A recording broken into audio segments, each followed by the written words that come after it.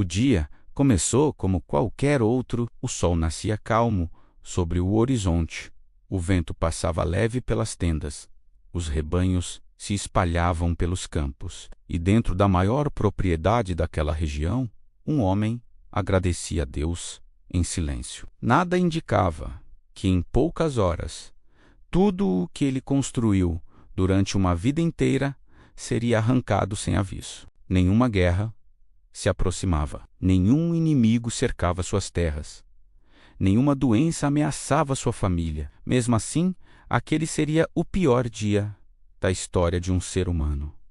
Um dia tão brutal que o nome dele atravessaria séculos como sinônimo de sofrimento.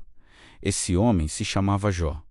Jó não era apenas rico, ele era respeitado. Dono de milhares de ovelhas, camelos, bois, servos, terras férteis. Sua casa era cheia de vida, com filhos e filhas celebrando, rindo, reunidos em festas. Mas o que mais chamava a atenção não era a riqueza, era o caráter. Ele era conhecido como justo, íntegro, alguém que evitava o mal e temia a Deus de verdade. Todos viam sua prosperidade como recompensa por sua fidelidade. Parecia o exemplo perfeito de que fazer o bem traz proteção.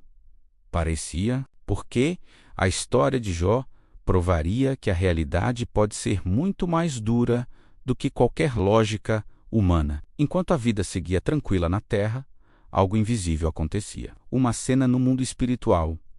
Uma conversa que Jó jamais ouviria. Satanás questionava a fidelidade daquele homem. Dizia que era fácil amar a Deus, tendo tudo, que qualquer um seria fiel cercado de conforto, que a fé de Jó dependia das bênçãos.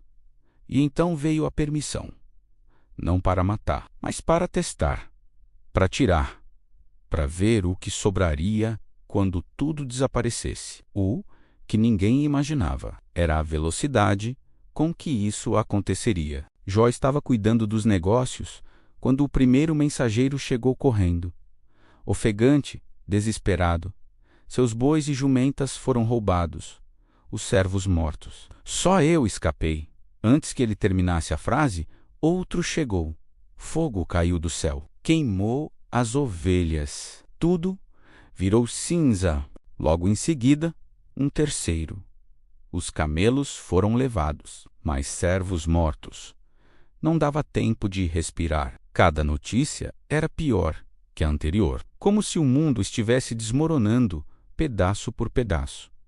Mas ainda havia algo mais. Algo que nenhum pai está preparado para ouvir. O quarto mensageiro se aproximou devagar, o rosto pálido, a voz falhando.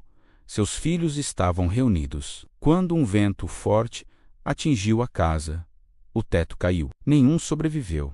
Silêncio.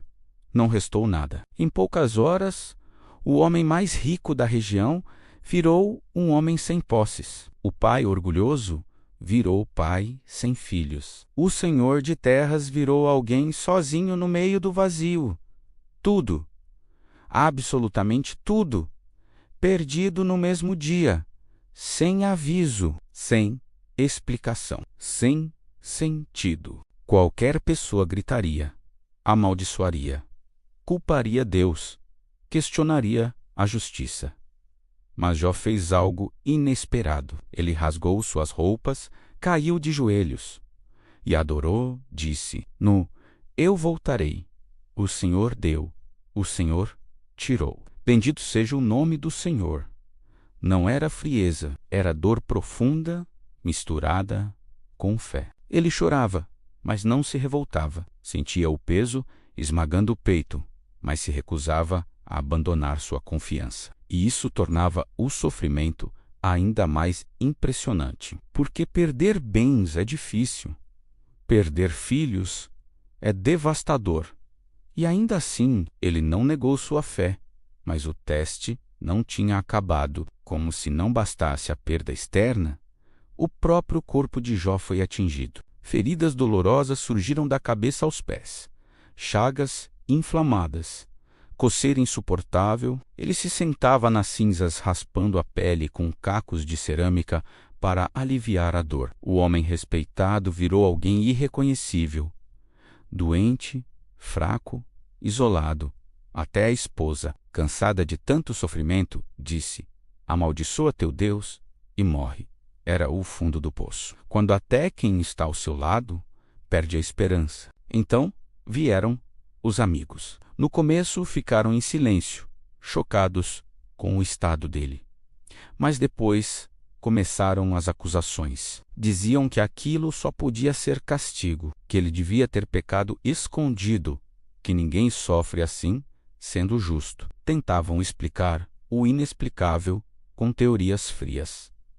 Em vez de consolar, machucavam ainda mais. Jó passou noites questionando, perguntando por quê, tentando entender o motivo de tanta dor. Ele não fingia ser forte. Ele chorava, reclamava, desabafava, mas nunca soltava a mão de Deus. O tempo passou. O sofrimento parecia não ter fim. Até que, finalmente, Deus respondeu, não com explicações detalhadas, não com justificativas, mas mostrando algo maior, mostrando a grandeza do universo, a complexidade da criação, a limitação humana diante de planos infinitos. Era como se dissesse: você não entende tudo, mas eu entendo. E naquele momento, Jó percebeu que fé não é entender cada detalhe. É confiar, mesmo quando não faz sentido. É continuar de pé quando tudo desaba. E então, inesperadamente, veio a restauração. Saúde recuperada, novos filhos, novos rebanhos, bênçãos dobradas. Não como prêmio, mas como prova de que a dor não era o fim da história, que o capítulo mais escuro não define o livro inteiro. Jó viveu para ver a alegria de novo, mas nunca esqueceu o que aprendeu nas cinzas, que a verdadeira fé não depende do que se tem, depende de quem se confia. Porque qualquer um agradece quando tudo vai bem, mas permanecer fiel quando tudo é tirado. Isso transforma um homem comum em eterno. E a pergunta que fica ecoando é simples: se você perdesse tudo em um único dia, sua fé ainda ficaria de pé ou desmoronaria junto?